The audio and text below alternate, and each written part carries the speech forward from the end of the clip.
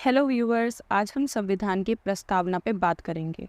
संविधान की प्रस्तावना किसे कहते हैं और संविधान की प्रस्तावना में जो शब्द यूज़ किए गए हैं जैसे कि अखंडता, बंधुत्व, धर्मनिरपेक्ष, समाजवादी, संप्रभुता, इन सभी शब्दों को एक एक करके हम समझेंगे कि इसका क्या मतलब है, जिससे कि हमें पूरी प्रस्तावना समझ में आ जाए।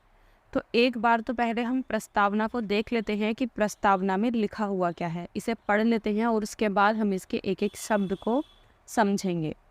जैसे हम भारत के लोग भारत को एक संपूर्ण प्रभुत्व संपन्न समाजवादी धर्मनिरपेक्ष लोकतांत्रिक गणराज्य बनाने के लिए और इसके समस्त नागरिकों को सामाजिक, आर्थिक और राजनीतिक न्याय, विचार, अभिव्यक्ति, धर्म, विश्वास व उपासना की स्वतंत्रता, प्रतिष्ठा और अवसर की समता प्राप्त करने के लिए तथा व्यक्ति की गरिमा और राष्ट्र की एकता तथा अखंडता सुनिश्चित करने वाला बंधुत्व बढ़ाने के लिए दृढ़ संकल्पित होकर अपनी इस संविधान सभा में आज दिनांक 26 नवंबर 1949 को ऐतद द्वारा इस संविधान को अंगीकृत, अधिनियमित और आत्मर्पित करते हैं।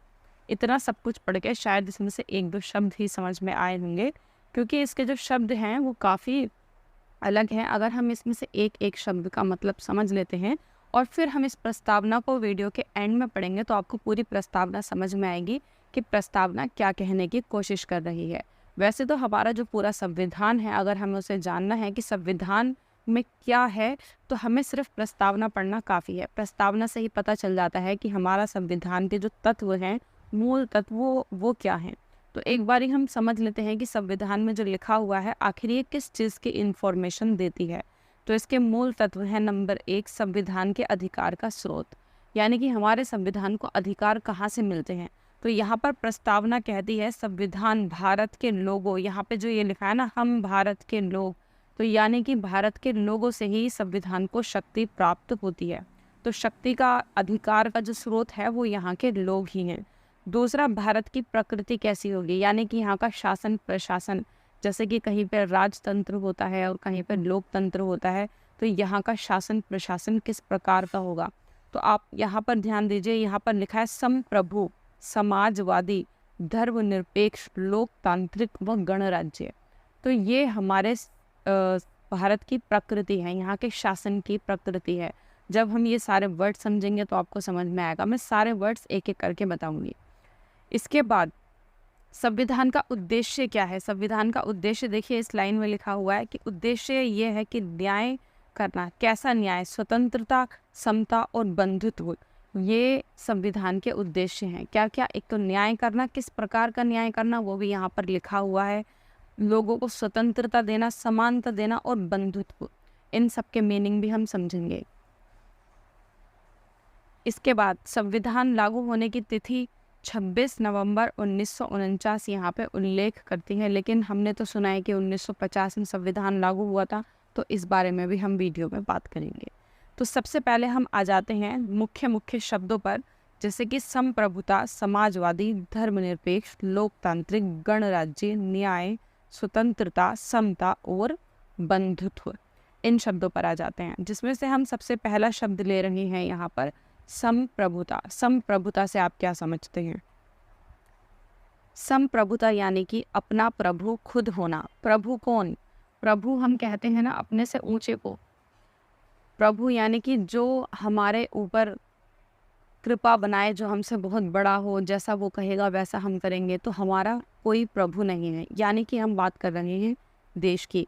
हमारा कोई प्रभु नहीं है, हम खुद के खुद प्रभु हैं। हम अपने प्रभु खुद हैं, संप्रभु हैं। हमें अपने देश में कुछ भी करना है, कैसा भी करना है, हमें कोई भी कानून बनाना है, आना है, जाना है, अपने देश के लिए, भलाई के लिए, बुराई के लिए, जो भी सोचना है वो हमारे देश की सरकार सोचेगी। उसके लिए हमें किसी के ऊपर डिपेंड रहने की ज़रूरत नहीं है। जैसे कि आज़ादी से पहले, यहाँ तक कि आज़ादी के 1-2 साल तक भी ब्रिटिश डोमिनियन का थोड़ा सा पार्ट हमारे देश में था कि कुछ चीज़ों में हमें ज़रूरत पड़ रही थी संविधान लागू होने तक। लेकिन उससे पहले, उसके बाद हम संप्रभु हो गए कि हम अगर कोई भी डिसीज़न लेंगे तो हमारे देश पर कोई भी बाहरी दबाव नहीं बनेगा। यानी कि हम अपने प्रभु खुद हैं, हमारी जो सरकार है वो अपनी प्रभु खुद है, हम संप्रभु हैं।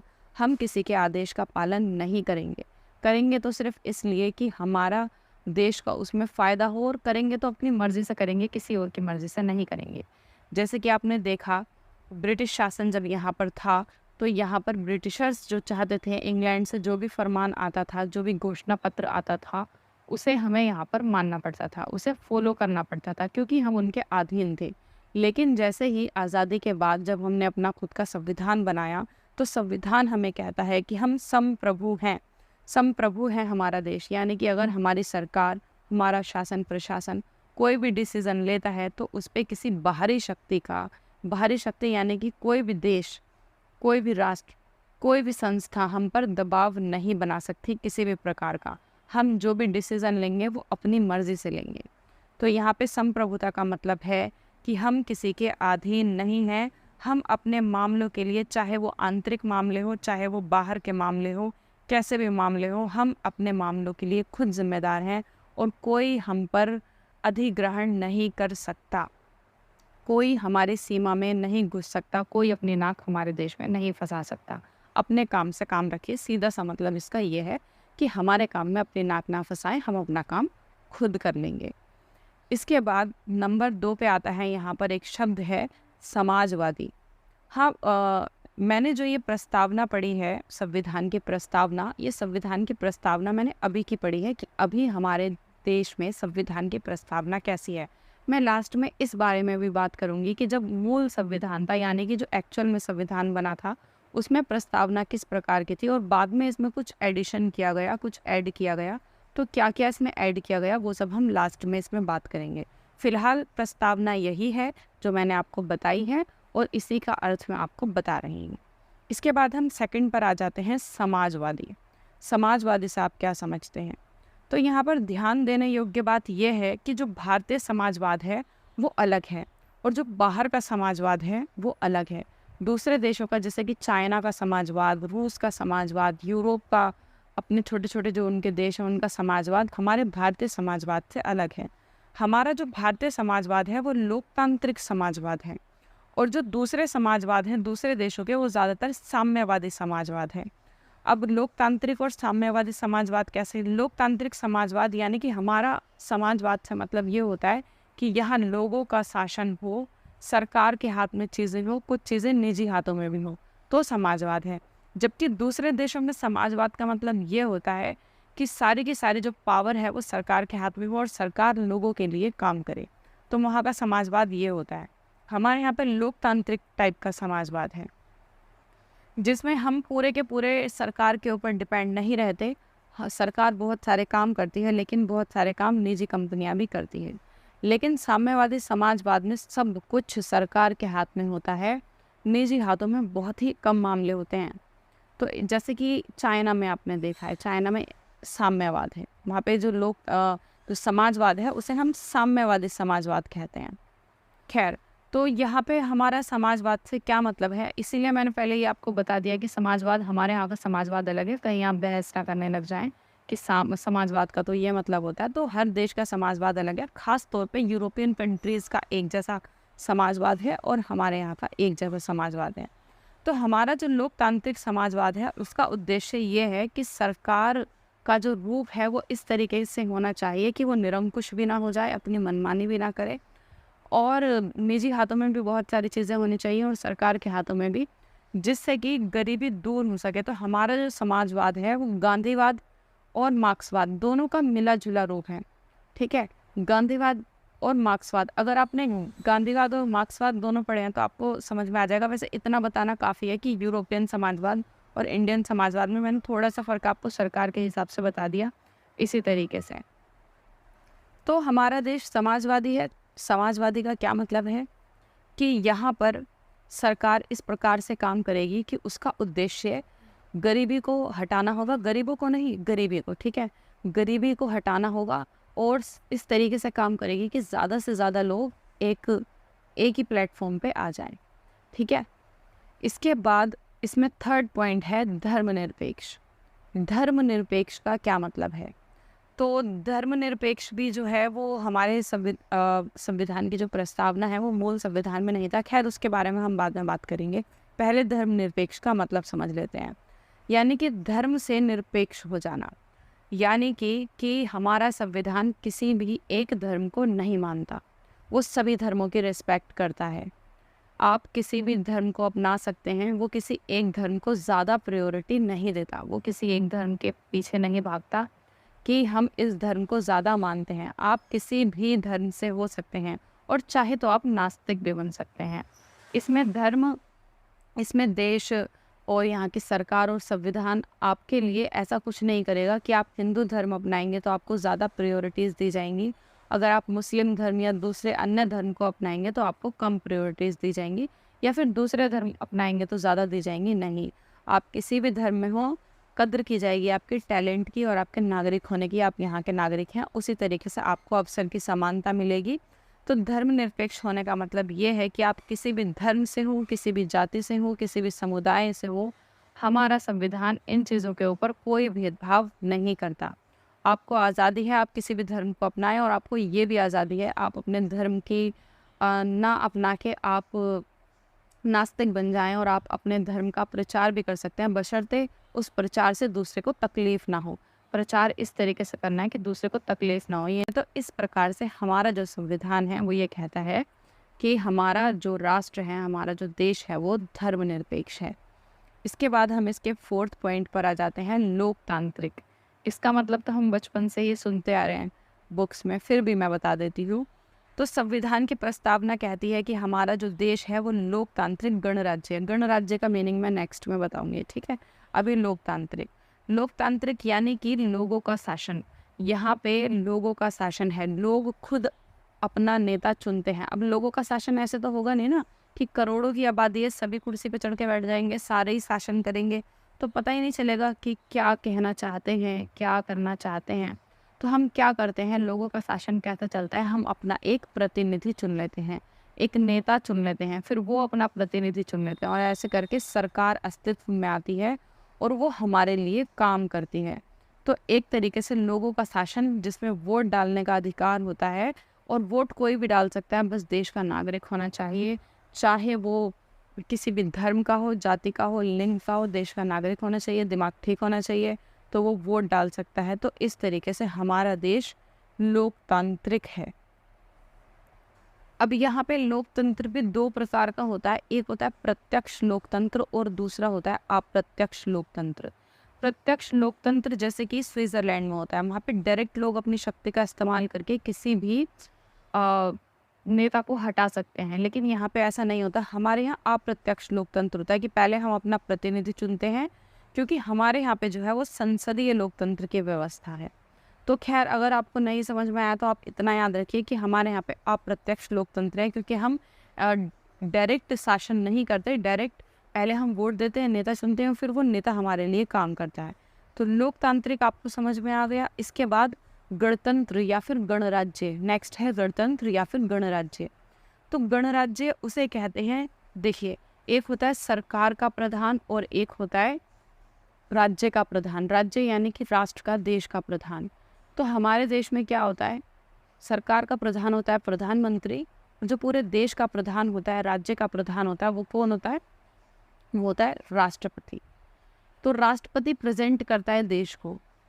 तो राष्ट्रपति अगर देश के किसी भी नागरिक को चुना जा रहा है, बस वो राष्ट्रपति बनने लायक हो, तो ऐसे में देश गणराज्य होता है कि हमारे देश का राष्ट्रपति कोई भी बन सकता है। देखिए APJ अब्दुल कलाम है, वो मुस्लिम थे। अभी द्रौपदी मुर्मू वो जनजातीय समुदाय से हैं और महिला हैं। तो महिला हो, पुरुष हो, किसी भी जाति से हो, धर्म से हो, कोई भी हमारे देश का राष्ट्रपति बन सकता है, बस वो हमारे देश का नागरिक होना चाहिए और उसमें एबिलिटी होनी चाहिए देश का राष्ट्रपति बनने की। तो ऐसे में जो देश है वो गणराज्य कहलाएगा, जैसे कि हमारा देश है। दूसरे तरफ आ जाते हैं, हमारा देश है या अमेरिका है, USA, वहाँ पे भी गणराज्य है। दूसरी तरफ आ जाते हैं जिसे हम गणतंत्र नहीं कह सकते, जहाँ पे जो देश का प्रधान होता है वो वंशानुगत तरीके से चुना जाता है, राजशाही तरीके से चुना जाता है। जैसे कि ब्रिटेन में, वहाँ पे प्रधानमंत्री तो सरकार के हिसाब से चुना जाता है, लेकिन जो देश का प्रधान होता है वो आज भी राजशाही तरीके से चुना जाता है। मतलब जो महारानी विक्टोरिया थी उनके वंशज ही वहाँ पे राष्ट्रपति के पद पर बैठते हैं। तो जब राजशाही और वंश के हिसाब से चुना जाता है तो उसको हम गणराज्य नहीं कहते। वो लोकतंत्र तो है लेकिन गणराज्य नहीं है, और हमारा देश लोकतंत्र भी है और गणराज्य भी है। तो गणराज्य किसे कहते हैं? जिसमें देश का प्रधान वंशानुगत तरीके से नहीं चुना जाता। तो हमारे देश में तो ऐसा नहीं होता कि वंश के हिसाब से चुना जाए। हमारे देश में तो कोई भी राष्ट्रपति बन सकता है। तो हमारा देश गणतंत्र है। इसके बाद नेक्स्ट पर हम आते हैं न्याय। यानी कि हमारा संविधान कहता है कि वो न्याय करता है, लेकिन वो 3 प्रकार का न्याय करता है। कौन कौन से प्रकार? सामाजिक, आर्थिक और राजनीतिक। तो यहाँ पर सामाजिक, आर्थिक और राजनीतिक से क्या मतलब है? इनकी सुरक्षा मौलिक अधिकार व नीति निर्देशक सिद्धांतों को विभिन्न उपबंधों के जरिए की जाती है। जैसे कि एक एक का हम अर्थ समझते हैं। यहाँ पर सामाजिक न्याय से अर्थ है कि व्यक्ति किसी भी रंग का हो, किसी भी जाति का हो, किसी भी धर्म का हो, किसी भी लिंग का हो, उसके साथ भेदभाव नहीं किया जाएगा। उसके साथ समान व्यवहार किया जाएगा, चाहे वो कैसा भी हो। जैसा दूसरों के साथ व्यवहार वैसा ही उसके साथ व्यवहार। यानी कि इंसान होने के नाते सभी इंसान बराबर हैं। तो ये सामाजिक न्याय हो गया, यानी कि समाज के हिसाब से न्याय। जैसे कि पहले हुआ करता था कि जाति या जनजाति के हिसाब से पिछड़े वर्गों को कम अधिकार थे, महिलाओं को कम अधिकार थे, महिलाओं को शिक्षा का अधिकार नहीं था। कुछ जातियां ऐसी थी जिनको राज करने का अधिकार था, और कुछ जातियां ऐसी थी जिनको सिर्फ छोटे काम करने का अधिकार था, जिनको राज करने का अधिकार नहीं था। तो गोरे और काले के ऊपर भी अंग्रेज़ों के टाइम में गोरे काले के ऊपर बहुत ज़्यादा भेदभाव रहा है। तो हमारा सामाजिक न्याय ये कहता है चाहे कोई गोरा हो, काला हो, किसी भी धर्म, जाति या लिंग का हो, सबके साथ समान व्यवहार किया जाएगा, समान बर्ताव किया जाएगा, किसी के भी साथ भेदभाव नहीं किया जाएगा। ये हो गया सामाजिक न्याय। अब हम आते हैं आर्थिक न्याय पर। आर्थिक न्याय क्या है?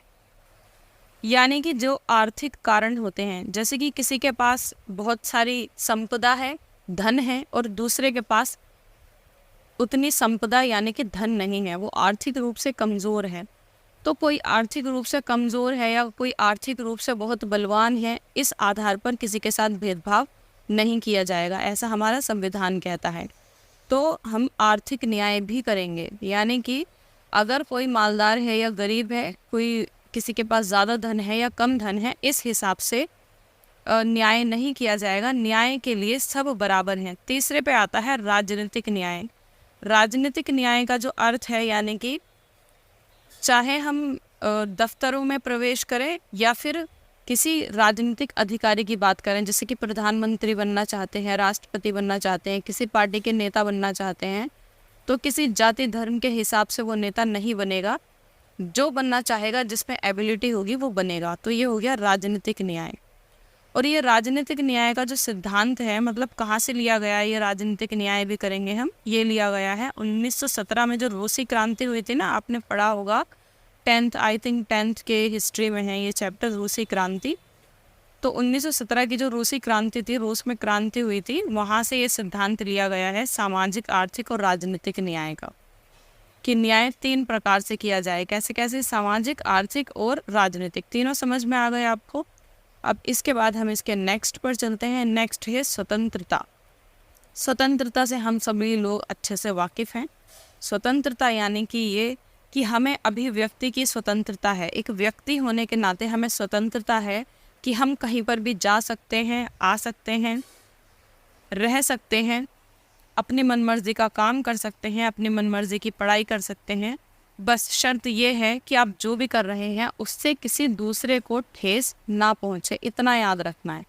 अगर इस काम से किसी दूसरे को ठेस पहुँच रही है तो फिर आप जो स्वतंत्रता ले रहे हैं वो गलत है, वो कानूनी दायरे में आ जाएगी। जैसे कि मान लीजिए आप कहें मुझे तो स्वतंत्रता है, मैं किसी के भी घर में घुस जाऊँ, जाके कहीं पे भी आ सकता हूँ, जा सकता हूँ, तो आप जिसके घर में घुस रहे हैं उसकी स्वतंत्रता छीन रही है आपकी वजह से, क्योंकि उसको भी तो स्वतंत्रता है ना अपने घर में रहने की, तो आप उसकी स्वतंत्रता छीन रहे हैं। तो ये क्या हो गया? ये गलत हो गया, और गलत होते ही आप कानूनी दायरे में आ जाएंगे। तो आप कुछ भी टॉपिक सोच सकते हैं स्वतंत्रता के नाते, लेकिन उस टॉपिक के पीछे एक बात और जोड़ लेना कि हम जो भी कर रहे हैं वो दूसरे की स्वतंत्रता को ठेस तो नहीं पहुंचा रहा। जैसे कि आपको स्वतंत्रता है कि आप अपने धर्म को प्रेजेंट कर सकते हैं दूसरों के सामने, आप अपने धर्म का प्रचार कर सकते हैं, लेकिन अगर आप प्रचार इस तरीके से करते हैं कि दूसरों की बेइज्जती करते हैं और डीजे बजाते हुए धुआंधार गलियों में से निकलते हैं, जिससे दूसरों को परेशानी हो रही है, कोई पढ़ाई कर रहा है अपने घर में या कोई कुछ भी कर रहा है तो परेशानी हो रही है और आप अपनी शक्ति प्रदर्शन करते हुए जा रहे हैं, तो वो दूसरे को ठेस पहुँचाना हो गया।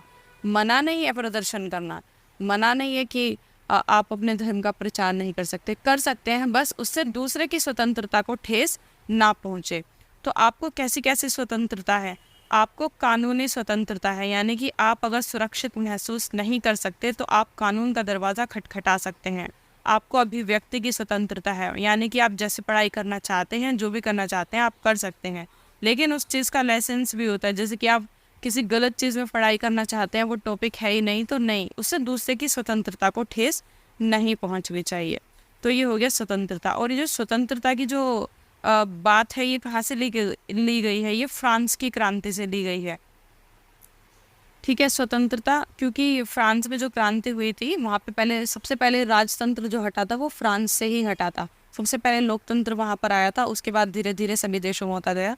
तो ये फ्रांस की क्रांति से लिया गया है। इसके बाद हमारे पास नेक्स्ट टॉपिक आता है समता। समता यानी कि समानता। ठीक है, समानता हम सब समझते हैं। समानता किस प्रकार से? समानता हर तरीके से, चाहे वो किसी भी धर्म जाति लिंग का हो, सब तरीके से उसको समानता मिलेगी। चाहे वो कानून के लिए समानता हो, चाहे वो पढ़ने लिखने के लिए हो, चाहे वो अधिकारों के लिए हो, चाहे वो कानून के लिए हो, नागरिकता के लिए हो, किसी भी चीज़ के लिए हो। अगर कोई व्यक्ति देश का नागरिक है, चाहे वो कैसा भी हो, उसके साथ समानता का बर्ताव किया जाएगा। तो समानता के लिए बहुत सारे कानून बनाए गए हैं, जैसे कि विधि के समक्ष समानता, अनुच्छेद 14, कि हर किसी को कानूनी अधिकार जो है वो समान दिए जाएंगे। धर्म जाति लिंग या फिर मूल, इन सब धर्म जाति लिंग या फिर जन्म स्थान के आधार पर हम किसी के साथ भेदभाव नहीं कर सकते। अनुच्छेद 15 ये समानता के लिए है। बहुत सारे हैं, जितने भी मूल हमारे अधिकार हैं, मौलिक अधिकार, वो सब समानता के लिए हैं। जैसे कि समानता के लिए और क्या किया गया? अस्पृश्यता का अंत। जैसे पहले छुआछूत की बीमारी लगी हुई थी लोगों में, यानी कि किसी नीचे जात वाले को अगर छू लेते थे तो वो करंट लग जाता था, पता नहीं क्या हो जाता था, तो वो दूर भागते थे। आज भी भागते हैं बहुत सारे लोग। तो अभी इसके ऊपर भी अनुच्छेद 17 बन चुका है। तो उसको अंत इसलिए किया गया ताकि समानता हो सके। अब आप एक व्यक्ति को छू के ऐसे अजीब सा बिहेवियर कर रहे हैं, ठीक है, तो असमानता है ना, तो इसलिए ये कानून बनाया गया। और उपाधियों का अंत, जैसे कुछ लोगों को सिर्फ इसलिए अवार्ड्स और उपाधि दी जाती थी क्योंकि वो एक खास जाति में पैदा हुए हैं, तो उन सब का अंत कर दिया गया, ख़त्म कर दिया गया अनुच्छेद 18। क्यों कर दिया गया? क्योंकि व्यक्ति को अवार्ड मिलेगा, कोई भी उपाधि मिलेगी उसके टैलेंट के हिसाब से, ना कि उसकी जाति या धर्म के हिसाब से। तो हमारा जो संविधान है वो कहता है कि हम सब एक हैं, चाहे किसी भी धर्म जाति लिंग के हो, सबके साथ समानता का बर्ताव किया जाएगा। बहुत सारे अनुच्छेद ऐसे भी बनाए गए ताकि दूसरी जातियाँ उनके समान आ सकें। इतना सब कुछ करने के बाद भी आज भी हमारे पास न्यूज़ आती रहती है कि किसी को नीचे कही जाने वाली जातियों के साथ उत्पीड़न, और काफ़ी सारी न्यूज़ हमारे पास अभी भी आती रहती है, हम देखते हैं न्यूज़पेपर में और न्यूज़ चैनल्स में। तो इसलिए कुछ लोगों को आरक्षण भी दिया गया है ताकि वो दूसरे लोगों के समान आ सके। जब तक वो समान नहीं आते आरक्षण चलता रहेगा। महिला पुरुष की भी समानता, पहले महिला और पुरुष भी आसमान हुआ करते थे, उनमें भी जैसे महिलाओं को पढ़ने का अधिकार नहीं था, ठीक है, तो समानता आपको समझ में आ गया। उसके बाद लास्ट हम आते हैं बंधुत्व। बंधुत्व का क्या अर्थ होता है? बंधुत्व का मतलब होता है भाईचारे की भावना। भाईचारे की भावना यानी कि एक दूसरे से जुड़ाव महसूस करना। जैसे कि फैमिली में हम होते हैं तो एक दूसरे से कितना भी लड़ते रहे, लेकिन बाहर से जब लड़ाई हो जाती है तो हम सब एक हो जाते हैं, हम एक दूसरे से जुड़ाव महसूस करते हैं। हम कितना भी लड़ते रहे, कुछ भी हो, लेकिन एक को तकलीफ होती है तो दूसरे को भी तकलीफ होती है, देखा नहीं जाता। एक को बुखार चढ़ जाता है तो सब मतलब सबका ऐसा हो जाता है कि बुखार क्यों नहीं उतर रहा, जल्दी से ठीक हो जाए। एक को खांसी हो जाती है तो सबको तकलीफ होती है कि हाँ ये ठीक हो जाए। तो वो हमारे अंदर भाईचारे की भावना है, ठीक है। तो इसी तरीके से देश में भी भाईचारे की भावना होना चाहिए कि देश के किसी एक व्यक्ति को तकलीफ पहुंच रही है तो सबको पहुंचनी चाहिए। किसी एक खास कम्युनिटी को तकलीफ हो रही है तो देख के खुश नहीं होना चाहिए कि हाँ भाई ये कम्युनिटी दुखी है तो हम खुश हो, नहीं, भाईचारे की भावना होनी चाहिए। तो ये जो है हमारा बंधुत्व, ये जो लास्ट में लिखा हुआ था बंधुत्व की भावना, यानी कि हम एक ऐसे देश बना रहे हैं, एक ऐसा राष्ट्र बना रहे हैं जहाँ पे हम धार्मिक हिसाब से अलग है, भाषा हम अलग अलग बोलते हैं, क्षेत्र हमारे अलग अलग हैं, ठीक है, जगह हमारी अलग अलग हैं और बहुत सारी हम सब में विविधताएं हैं, मतलब हम हर तरीके से अलग हैं, लेकिन फिर भी हमारे अंदर बंधुत्व की, यानी कि देश की, एक देशवासी हैं हम, उसके लिए बंधुत्व की भावना हमारे अंदर है, उसे कहते हैं बंधुत्व। इसके बाद ये सब तो हमने पढ़ लिया, प्रस्तावना भी पढ़ ली।